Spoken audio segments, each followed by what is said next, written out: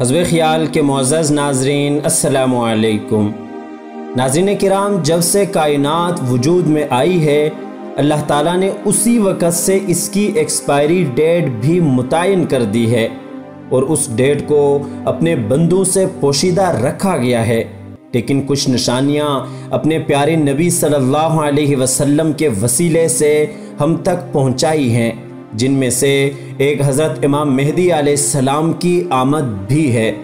حضرت امام مہدی کون ہیں اور ان کا نزول کب ہوگا اور ان سے پہلے کون سے واقعات رونما ہوں گے؟ آج کی اس ویڈیو میں ہم انہی موضوعات کو ڈسکس کریں گے۔ مزید ڈسکس کرنے سے پہلے میں آپ سے اتنی گزارش کروں گا کہ اس ویڈیو کو بغیر سکپ کیے آخر تک دیکھیں تاکہ آپ مکمل معلومات سے مستفید ہو سکیں۔ خواتین و حضرات، احادیث مبارکہ میں نبی کریم صلی اللہ علیہ وسلم نے آئندہ آنے والے حالات کے بارے میں ہمیں خبردار کیا ہے۔ اس کے علاوہ قرب قیامت سے پہلے کے واقعات میں ظہور مہدی سے پہلے اور بعد کے حالات کے ساتھ ساتھ اس زمانے کے حکمران اور دنیا بھر کے مسلمانوں اور بالخصوص جزیرۃ العرب کی صورتحال واضح الفاظ میں موجود ہے۔ آئیے امام مہدی علیہ السلام کے ظہور سے قبل جزیرۃ العرب یعنی سعودی حکومت کو دیکھتے ہوئے یہ جاننے کی کوشش کرتے ہیں کہ کیا ہم ظہور مہدی کے زمانے میں تو نہیں ہیں۔ موجودہ ولی عہد محمد بن سلمان کے ولی عہد بننے کے بعد کئی قسم کی بے شمار تبدیلیاں ملکی اور بین الاقوامی سطح پر کی گئیں، جن میں سے چند یہ ہیں کہ حکومت چلانے کے لیے باقاعدہ پٹرول کے ادارے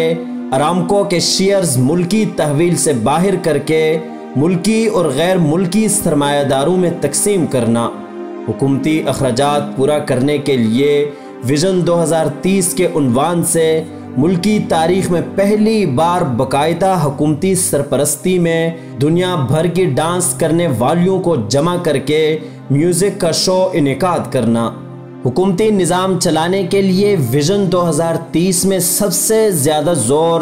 حقوق نسواں پر دے کر عورتوں کے پردے پر شعبہ امر بالمعروف کے تحت لگائی پابندی کو ختم کر دیا اور برقعے کے بغیر مغربی طرز پر عام لباس میں پھرنے کی اجازت دے دی۔ اس کے ساتھ پہلی بار کھلم کھلا سعودی عرب کی شاہراہوں، پارکوں اور سڑکوں پر آج کل سعودی عورتیں آپ کو واک کرتی ہوئی نظر آئیں گی۔ ملکی سینماؤں پر شعبہ نہی عن المنکر کی جانب سے لگائی پابندی ختم کر کے باقاعدہ اجازت نامہ دینا، مغربی طرز پر عورتوں کو ڈرائیونگ کرنے کی اجازت دینا، ملکی سطح پر ان اقدامات کے خلاف آواز اٹھانے والے علماء کرام، صحافیوں، مصنفین اور دیگر لوگوں کو قید و بند کی سزائیں دینا، بیت المقدس میں امریکی دارالخلافہ منتقلی کے خلاف امریکی فیصلے پر نہ صرف خاموشی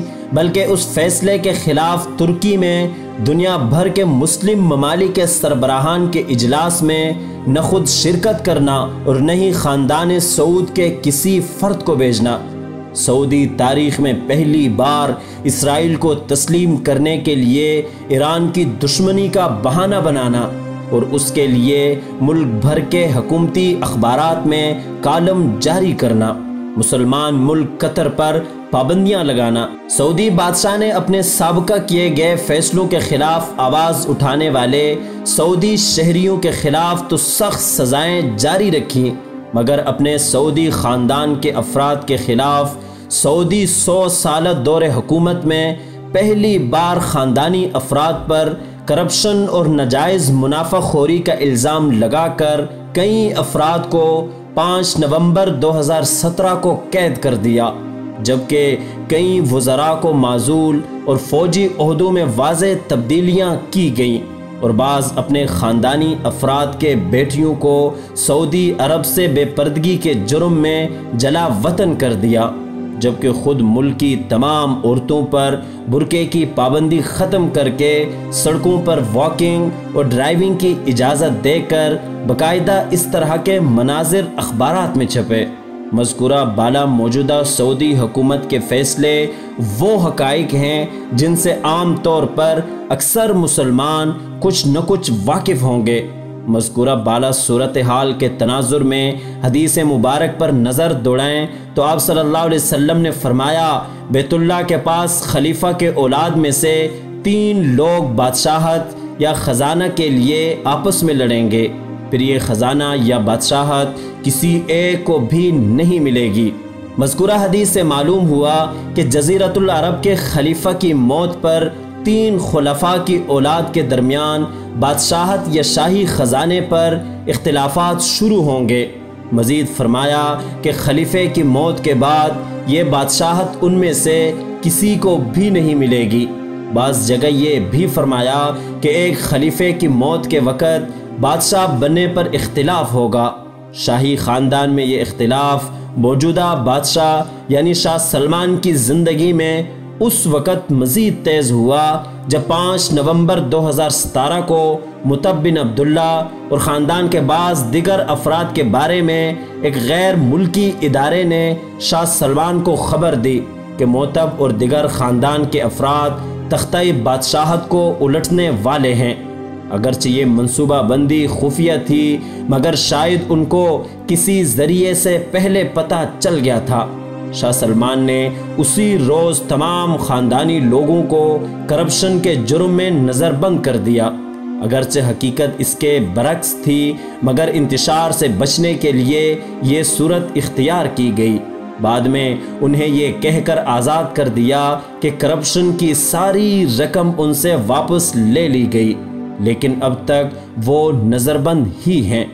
ناظرین گرامی، امام مہدی علیہ السلام کے ظہور کے وقت کی ایک نشانی اس حدیث مبارک میں یہ بیان کی گئی کہ بادشاہ کی موت کے وقت اختلاف ہوگا،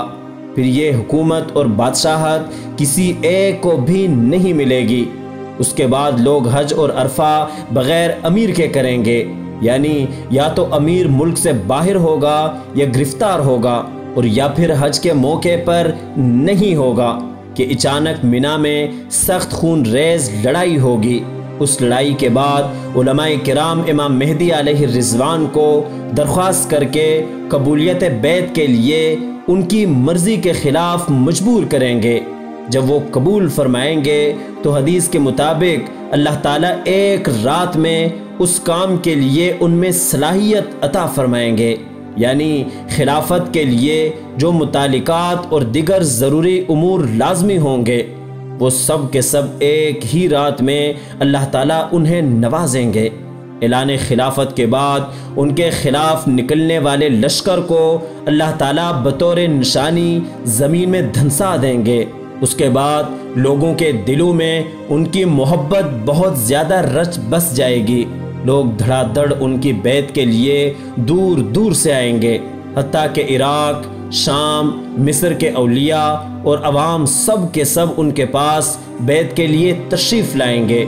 ناظرین گرامی، موجودہ حالات کے تناظر میں اگر جزیرۃ العرب کی صورتحال کو مد نظر رکھ کر دیکھا جائے تو آج بھی سعودی عرب میں اہل بیت، قریشی اور سادات کو نظر بند کر کے کئی سالوں سے جیل میں ڈالا ہوا ہے۔ حال ہی میں ایک عرب ڈاکومنٹری اور دیگر کئی باخبر ذرائع نے اس بات سے پردہ اٹھایا ہے کہ سعودی جیلوں میں کئی ایسے افراد بغیر کسی جرم کے اس لیے قید ہیں کیونکہ ان کا نام محمد، احمد اور ان کے باپ کا نام عبداللہ ہے، یمن کے قریش شہر کے رہائشی ہیں اور کندھے پر داغ ہے۔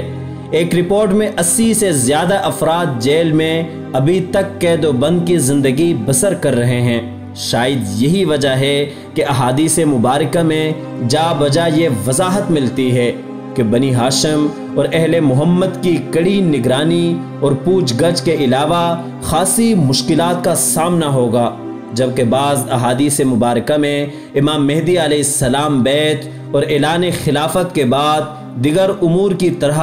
قید و بند کی تکالیف میں اپنے قبیلے کے لوگوں کو بھی آزاد کرائیں گے۔ دوستو، آپ صلی اللہ علیہ وسلم کے فرمان کے مطابق سب سے پہلے تباہی عربوں پر آئے گی، تو ہمیں یہ جان لینا چاہیے کہ عربوں پر تباہی آ چکی ہے۔ ویسے تو عربوں کی تباہی کا آغاز اسی وقت ہو چکا تھا جب انہوں نے خلافت عثمانیہ کے خاتمے کے لیے انگریزوں کا ساتھ دیا تھا، کیونکہ اس وقت سے لے کر آج تک یہ لوگ خانہ جنگی کا شکار ہیں۔ پچھلی ایک صدی میں خون مسلم کو بہانے میں جتنا ان عربوں کا کردار ہے شاید ہی کسی طاغوتی طاقت کا ہو، اور آج سعودی عرب جس نہج پر پہنچ چکا ہے یوں لگتا ہے جیسے عربوں کی تباہی اپنے منطقی انجام کو پہنچنے والی ہے۔ چین سے پھیلنے والی وبا کی وجہ سے آئل اس وقت $45 پر بیرل کی کم ترین قیمت پر آ گیا ہے، اور دوسری جانب عمرے پر بھی پابندی عائد کر دی گئی ہے، کیونکہ سعودی حکومت $30 بلین صرف عمرے کی مد میں سالانہ ریونیو جنریٹ کرتا ہے، اور جس طرح کے حالات چل رہے ہیں ممکن ہے کہ حج بھی نہ ہو پائے، یعنی تیل کی قیمتوں میں بدترین کمی اور حج و عمرے پر پابندی سے اس وقت سعودیہ شاید مالی بحران کا شکار ہے۔ ناظرین کرام، اب انتظار ہے اس وقت کا جب امام مہدی کا ظہور ہوگا۔ جید علماء کے مطابق 15ویں صدی ہجری میں ہی امام مہدی کا ظہور ہوگا، جو کہ نصف صدی گزر بھی چکی ہے۔ اب امام مہدی کے وجود پر بھی اختلاف ہے۔ اہل تشیع کے نزدیک امام مہدی پیدا ہو چکے ہیں، اس ڈر سے کہ انہیں قتل نہ کر دیا جائے انہیں غائب کر دیا گیا ہے، اور وہ 1200 سال سے روپوش ہیں۔ لیکن اہل سنت کی رائے کے مطابق وہ عام انسان کی طرح